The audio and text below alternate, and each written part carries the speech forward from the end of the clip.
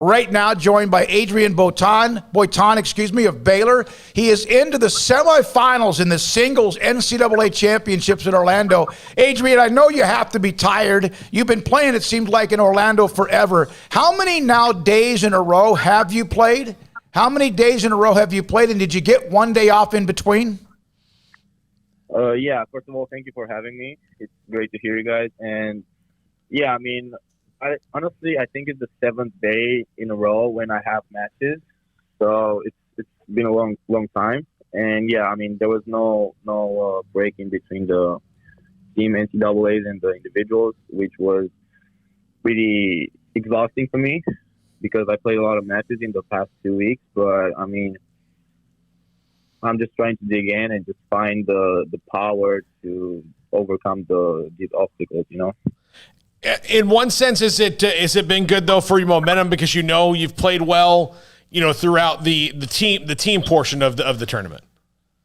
Yeah, definitely it gives me a lot of momentum, but it also I play with maybe with some guys that have a couple of days off in between because not everyone got into the finals of the team tournament, so. That, I mean, there's a good part because, yeah, it gives me, the momentum, and I played a lot of matches in these courts, and I'm used to the conditions. But also, I play against guys that, had time to, practice and had time in between to rest. Adrian, I know you guys fell short in the team portion a couple days ago, but just what did you make of the run you guys had as a team, getting to the national championship game, just the season you guys had? How will you look back on that?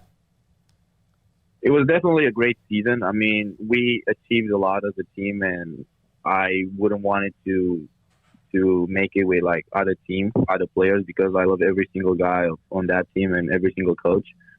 And it was definitely a special season, making the finals to the national indoors and then taking a share of the Big 12 conference, winning the Big 12 tournament, and honestly showing we're the best team in the conference, and then make a run for the national title and lose to Florida at basically their house, at their home ground.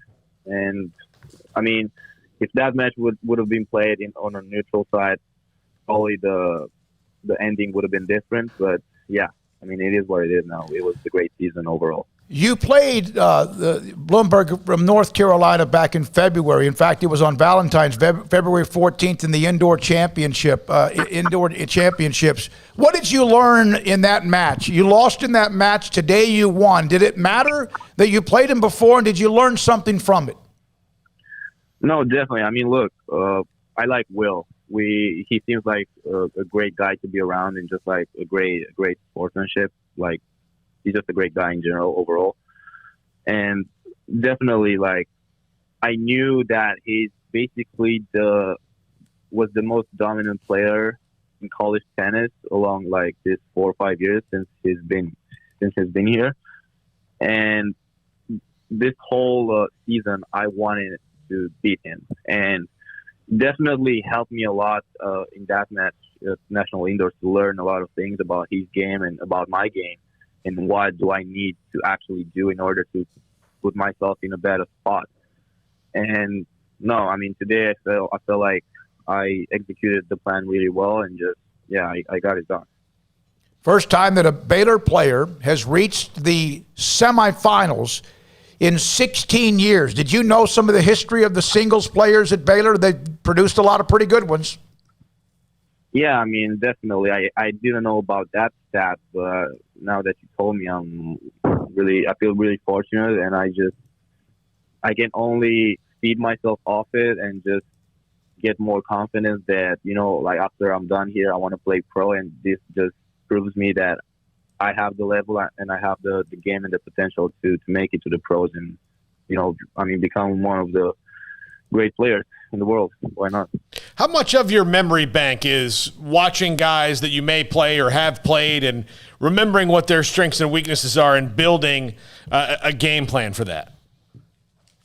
No, I mean, honestly, when I play a match, it's not a lot about what the other players are doing or playing. It's more about what do I need to do, because my game style is it's good against most of the players. Like, there's not a lot of players that can counter that, or if they do, they will have to play a really well game and have the conditions like wind, for example. Like, if there's wind outside, my chances are lower because I cannot hit the spots that I usually do in a normal weather.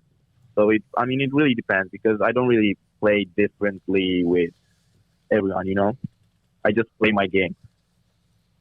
Adrian, you're in the semifinals now. Can you taste it? Can you kind of just now, no matter how tired or exhausted, and it sounds like today you really had a pick-me-up with energy, as you mentioned, and especially with the performance you had. Can you just see that finish line right now?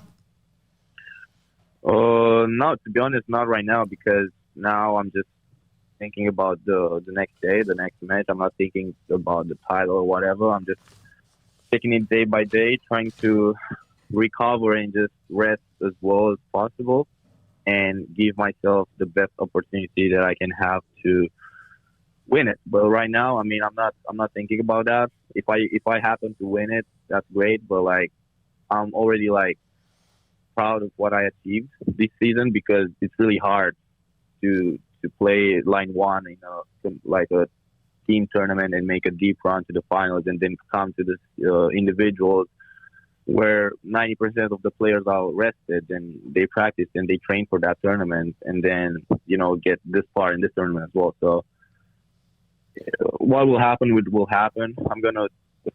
I'll do my best to win, but, I'm happy with where I got to. Let me ask you this. When the team tournament ended and you had to go straight into singles, you just mentioned that. Was there a time at all, even though you wanted to win, you wanted to get to that next level, you wanted to have maybe a chance to face Bloomberg, who you just mentioned? Was there a time on Sunday or Monday where you were like, man, I don't know if I have this in me right now? Because you had to look at the entire week in front of you. Did you ever just like, I don't know if I can do this? Well, honestly, I didn't even look at the draw at the beginning. I had no idea who I was playing. I had no idea who I was playing in the first round, who I was playing in the second round, who I was playing in the third round. I just went there and played. And but about something about what you said, yeah, definitely. I was talking to Mike and Isaac and George and telling them that whenever the NCAA team tournament is going to be here in May, I want to I was imagining myself that we're going to play UNC and it's going to get down to me at 3-all and I'm going to be me against Bloomberg to decide the match. And that's what I set off to train hard and practice well and just be the best as I can be. It didn't happen in the team tournament, but it happened in the individuals. So I'm still happy about it. Have you seen? But it was definitely a goal set up from months ago. Yeah, it's been you're showing a lot of perseverance and obviously resiliency. You played Daniel Rodriguez of South Carolina. He's the number 2 seed overall. Have you seen him play before? Have you ever played against him? Look, I'll be honest with you. I have no idea how he plays. I have no idea if he's righty or lefty. We'll talk about it a little bit tomorrow before the game, but I feel like as long as I'm going to keep doing what I did today, I'll probably be fine. One more thing. Your teammates say, when I've heard they discuss you, see ball, hit ball. Is tennis, what does that mean? I think I understand what it means. Is tennis just something that's just infused in your blood?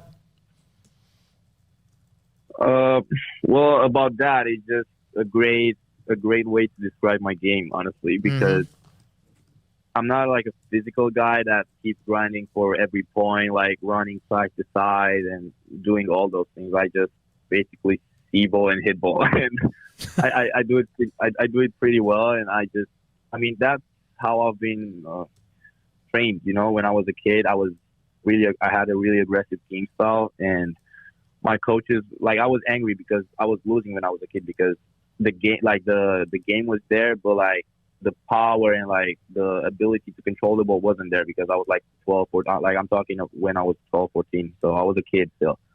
But they kept telling me, keep doing what you're doing because it's gonna come and when you're gonna grow up, you're gonna be able to hit those balls and you're gonna be unstoppable. Basically, that's what they told me. and kept telling me. So right now, yeah, I feel like they were right, and I feel like I'm definitely on the right path in my career.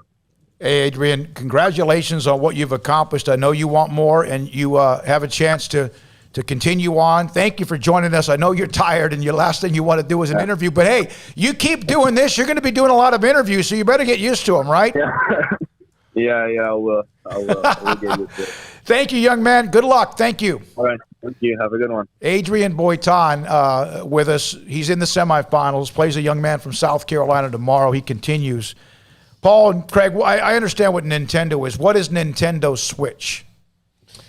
It's basically like a portable Nintendo system, and not like it's a Nintendo-based system, but it's more handheld, and you can carry it around. And that's what is his downtime. I didn't want to keep him too much longer. Play like on the plane and cars. You can also hook it into like a TV too. Yeah, so you can do that. Instead like of it just being, so if you were, you're out and you're on the plane, you're playing it, you get back to the hotel, and you're like, you don't want to keep playing this game, you can throw it up on the screen and play it there too. So. All right, well, that's what he does. I was giving a little heads up. Good luck, man. Adrian Boitan is on his way into the semifinals for Baylor. When we come back,